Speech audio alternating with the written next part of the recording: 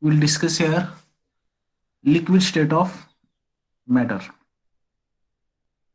In last lecture, we have discussed the additive properties, constitutive properties, on what basis these are classified.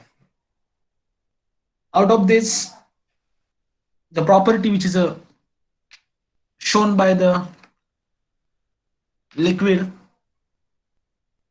that is vapor pressure. In brief, we have discussed in last lecture. So vapor pressure is which is an pressure exerted by the wafers in equilibrium with the liquid at a fixed temperature. Means what? Let us see. When you are taking the liquids in the empty vessel,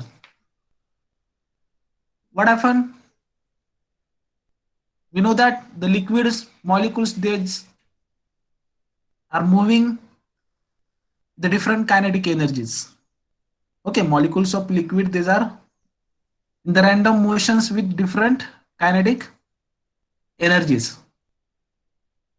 So if out of these different molecules, the molecule who is having the greater kinetic energy as compared to the average kinetic energies of the molecule, what will happen? The molecule with greater kinetic energy, it will get tried to escape because he is having or it is having the greater energy as compared to the other molecules. That whatever the greater extent of energy which is having, that is kinetic energy which is having with that molecule, it is greater as compared to the average kinetic energy, and that much energy which is sufficient, which is enough to break down the whatever the intermolecular forces which are present into the liquid molecules and which are responsible to hold the liquid molecules together. And due to this, what happens? The molecules, it will get escape. And the molecules which are escaping from the liquid and they are get converted or they will enter into the gaseous phase, that is in the form of the vapor. Okay, just due to the greater kinetic energy. And the process in which what happen, the liquid molecules, it is get converted into the vapor, it is known as the vaporization, or another term you can use for this, it is an evaporation. And we know that the reverse mechanism or the reverse terminology for the vaporization is condensation. That is, vapor molecules or the gaseous molecules, they will get converted into the liquid molecules. So this process, it will be continue, and the one situation it will come, the how many molecules which are get converted from the liquids to the vapors, and that is the from vapor to the liquids. What happen? What are the molecules from the liquids which are get converted into the vapor form? They may strike on this liquid surface. Okay, they may attack, they may strike on this liquid surface. So when they get strike to this liquid surface, what happened during this? The vapor molecule, these are maybe captured by the liquids. Okay, this may be possible. But one such situation may come when this process of the evaporation and condensation, that is vaporization and condensation, it will continue. At a one stage, what happens? Rate of evaporation and rate of condensation, it will becomes same. Okay, in short, rate of evaporation and rate of condensation, it will be same, and that situation we are calling as a equilibrium situation or equilibrium condition, when temperature is maintained fixed or maintained constant. So at that situation, what happen, whatever these vapor molecules which are present above the surface of the liquids, okay, in a closed vessel, they will exert, they will exert the pressure on this liquid surface. So whatever the pressure which is exerted by these vapor molecules on this liquid surface at a equilibrium condition and at fixed temperature, that pressure is known as the vapor pressure. Okay. Another is effect of temperature on the vapor pressure. Okay, as the temperature increases, what happen? Vapor pressure increase. We are calling generally. But why this happen? Due to raise in temperature, why vapor pressure it will get raised? Okay, I have explained already. As the temperature increase, what happens? The kinetic energy which is present into the liquid molecule, it will get increase, and as the kinetic energy increase, the what happen, rate of evaporation, that is escaping tendency of the liquid molecule, it will get increase, and the more molecules they will get converted into the vapor phase. Okay, this is the one. So due to this, what happen, as more number of molecules which are get converted into the vapor, the concentration of the vapor phase, it will get increased. Okay, so another situation is in gaseous state. We have discussed, as the temperature increase, what happen, the kinetic energy of the gaseous molecules, it will get increased, and due to this, what happen, what are the collisions or what are the random motions of the gaseous molecules, it will get increased. Okay, and as the random motion and kinetic energy in between the gaseous molecule, if it is get increased, what happened due to this random motion and kinetic energy, due to the collisions in the vapor phase, they will exert the pressure on the surface of liquid. So by these two reasons, and these two reasons which are influenced by the temperature. So okay, as the temperature increased, is both the situations, it will get alter, that is increase in the concentration in vapor phase and increasing the kinetic energy of the molecules which are present into the vapor phase, and these both are directly proportional to the temperature, and these both situations which are responsible to exert or to apply the pressure on the surface of liquid. That's why as temperature is increased, vapor pressure of the liquid is increased. Let us see about this curve. Okay, this is for ethanol, this is for water.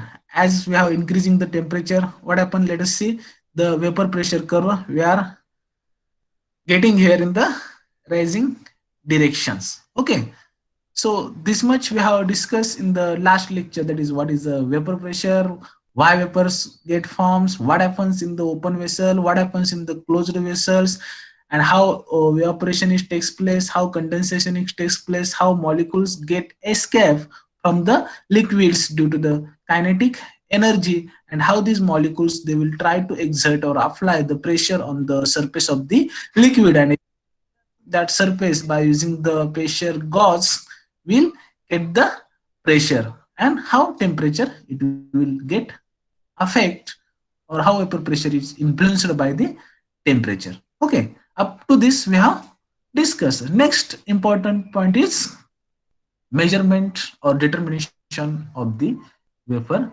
pressure. Okay, so vapor pressure we can determine. There are two techniques which are available, that is the static method and dynamic method. So first we'll discuss about the static method. Let us see, in a bulb, okay, in a bulb, if you take the liquid whose vapor pressure you have to determine. Very simple. We have to take the one bulb. That bulb we have to attach to the mercury manometer.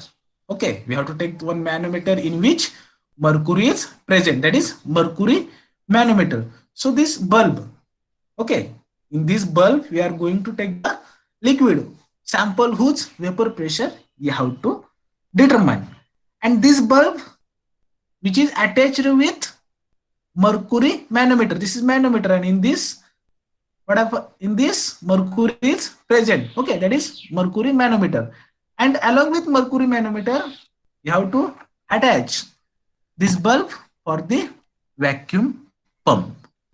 Okay, so for the measurement of the vapor pressure, we have to utilize the mercury manometer.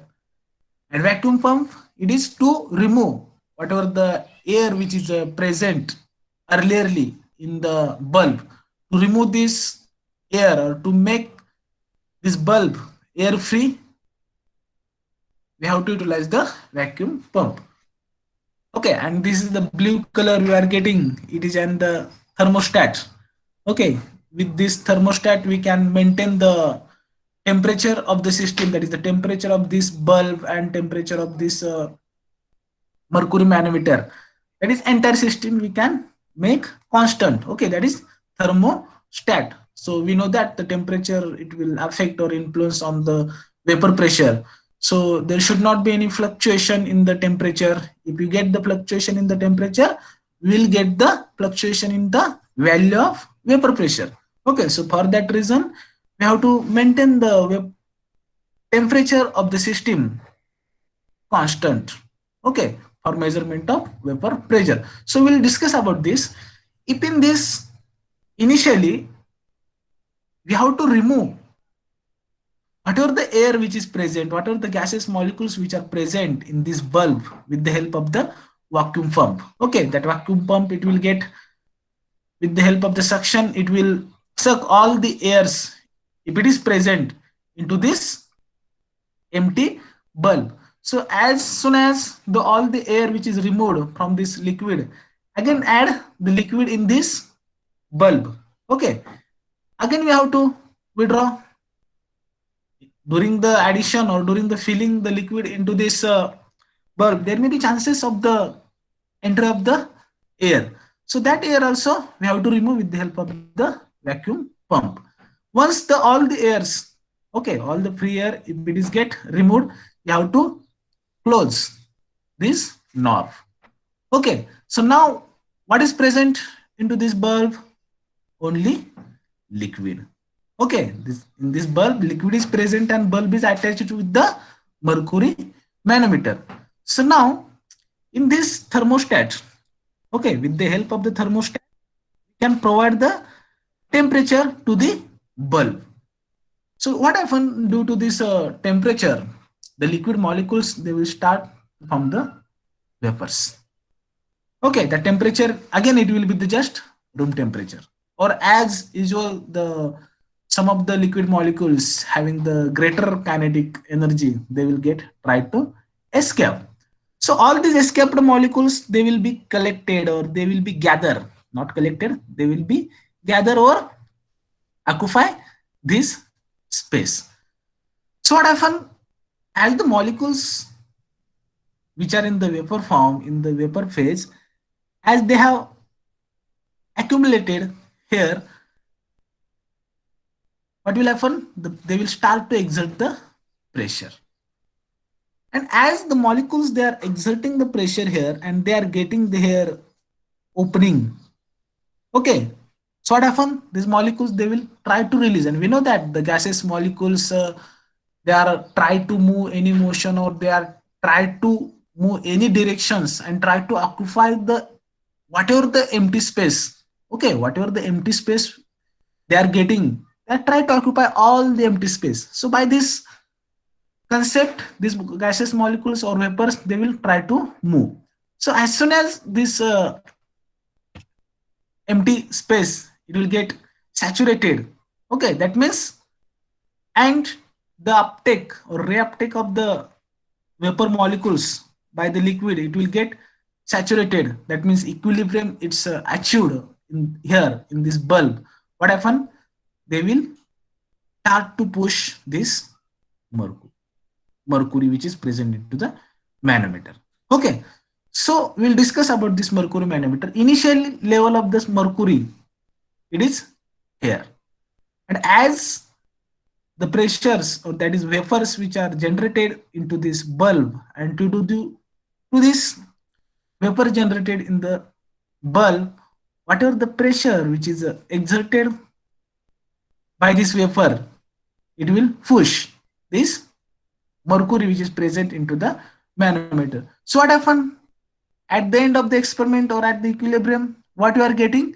We are getting the difference in the level of mercury which is present into the. Okay, initially level is here, but as vapor generated, these vapors again exert the pressure, and due to the pressure exerted by the vapor, what happened? The level of mercury, it will get changed.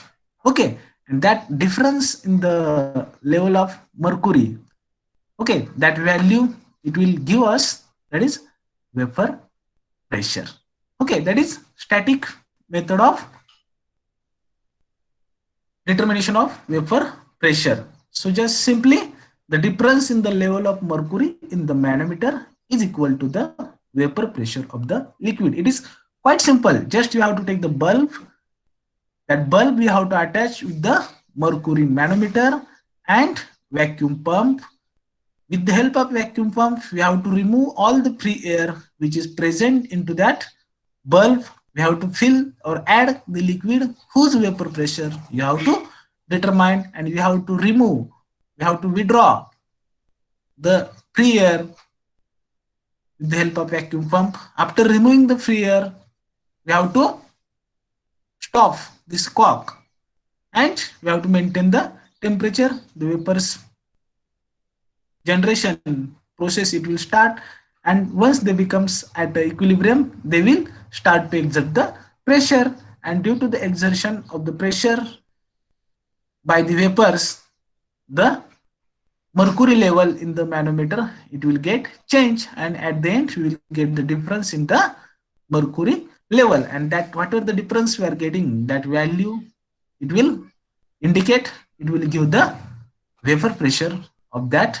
liquid. It is quite simple. That is about the static method of determination for vapor pressure. Okay. Second method, it is an dynamic method. Again, it is quite simple. In dynamic method, what they have did, again thermostat, it will be there. Again, we have to take the liquid whose vapor pressure we have to determine. Just here, different concept is used, that is dry air which is provided. Okay, dry air which is provided to the into the liquid, and one opening, okay, one exist pipe which is provided for the remove the whatever the dry air which is provided into the liquid.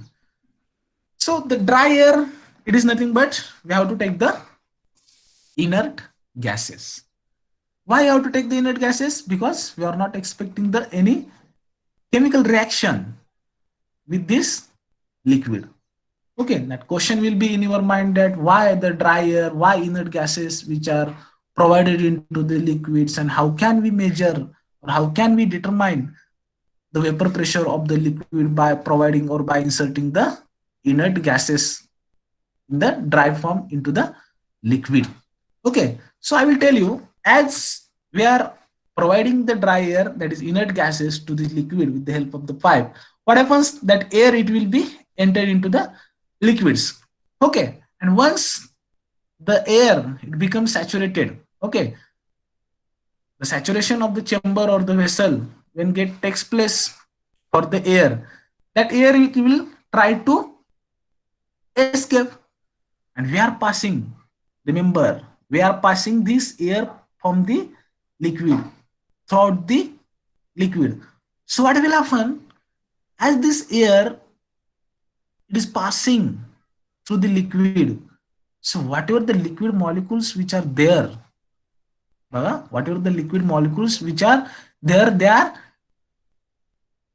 try to escaping from the liquids and try to enter into the vapor forms, or which are already formed.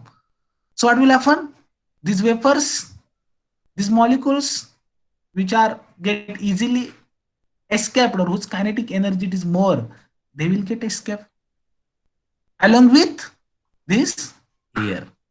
So along with this air, along with these inert gases, that saturated inert gases, what happens? The vapor molecules also get exist from this existence pipe. Okay. So what happen? Due to this, due to the escape of these vapor molecules along with this dry air, the weight of this liquid, it will be decreased. Why weight of liquid it is reduced? Because the liquid molecules are get converted into the vapors, and these converted vapors which are escaped from this pipe along with the air which is provided into the liquid. Okay, now by using this concept, how you can determine the vapor pressure. So let us see. Let us consider you have provided the gas or the inert gases whose volume is phi. Okay, the V volume, that much gas or inert gases or dry air we have provided into this liquid, and along with this liquid m, okay, small m, that much loss is takes place in the weight of the liquid due to the vapors. So the vapor pressure is given by the expression vapor pressure is equal to m upon capital M phi into RT. Okay, here M is the whatever the loss in the weight of the liquid is takes place, that is small m. Capital M is the molecular weight of the liquid. Phi is the volume of inert gas which we have provided or which have passed through this liquid. R is the gas constant. T is the temperature. Okay. Understood how the vapor pressure is determined by passing the dry air or inert gases through the liquids, and due to the loss of the weight of the liquids, and how and why the loss of weight of the liquid is takes place, and how it will be utilized to measure or determine the vapor pressure of the liquids. So by using this formula, we can determine the vapor pressure of the liquid by dynamic method. Okay, these are the two methods which are available for the determination or measurement of the vapor pressure of the liquid.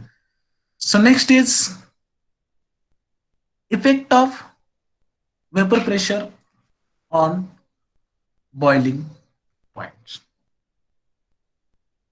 So very first we'll discuss about the what is boiling point. We may say that the boiling point is the temperature at which liquid start to boil. Okay, no doubt. It will be correct. But how and when liquid start to boil? Okay, the definition, the boiling point of the liquid defined as the temperature at which the vapor pressure of the liquid is equal to the atmospheric pressure. This is very important. When the vapor pressure of the liquid, it will becomes equal to whatever the atmospheric pressure which is present into the atmosphere, and at that time whatever the temperature is there, that temperature is considered as the boiling point. Okay, so simply boiling point is the temperature. Okay, boiling point is the temperature at which vapor pressure of the liquid it is equal to the atmospheric pressure. So what is, how much atmospheric pressure is there? 760 mmHg. That is, we can call it as 1 atmosphere. Okay, so when the pressure of the vapor, that is vapor pressure of the liquid, it becomes, okay, when vapor pressure of the liquid it becomes 760 mm of the Hg or 1 atmosphere, at that time what happen? The liquid it will start to the boil.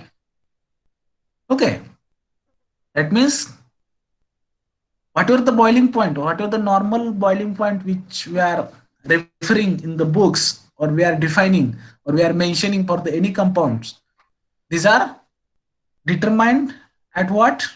At what conditions? At 1 atmospheric pressure.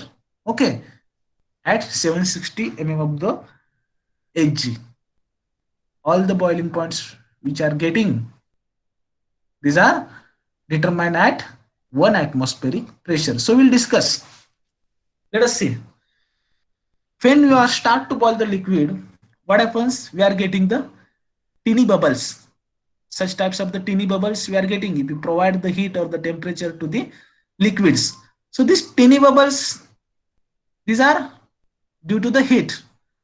These are the molecules, they are try to enter into the vapor phase. But just observe these teeny bubbles which you are getting in the upward directions. When they reach to the surface of the liquid, they will get burst. They will get burst at the surface of the liquids. So when these bubbles they are generated, or the bubbles which are formed at the bottoms or in the bulk of the liquids, they are with the pressure.